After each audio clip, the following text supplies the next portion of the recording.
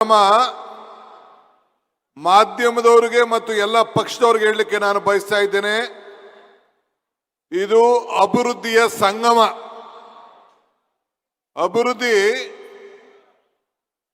ಸಂಗಮ. ಅಕ್ಬಲ್ಗೂ ಬೀರ್ಬಲ್ಗೂ ಒಂದು ಸಂಭಾಷಣೆ ವಿಚಾರ ನಾನು ಯಾವಾಗಲೂ ಹೇಳ್ತಾ ಇರ್ತೀನಿ. ಸತ್ಯಕ್ಕೂ ಸುಳ್ಳಿಗೂ ಎಷ್ಟು ಅಂತರ ಅಂತೇಳಿ ಅಕ್ಬರು ಬೀರ್ಬಲ್ ಕೇಳ್ತಾನಂತೆ.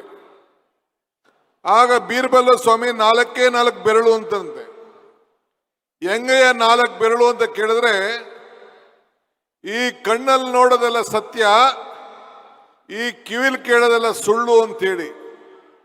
ಹಂಗೆ ಇವತ್ತು ನಮ್ಮ MLA ಗೆದ್ದಿಲ್ಲ, ಗೆದ್ದಿರೋದು ರವಿಕುಮಾರ್.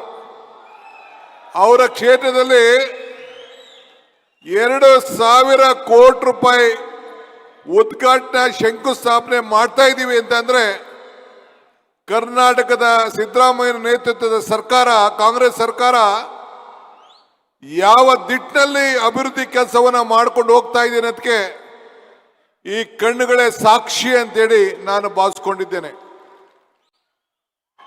ನನಗೆ ಮನಸ್ಸಿಗೆ ಬಹಳ ನೋವಾಗ್ತಾ ಇದೆ.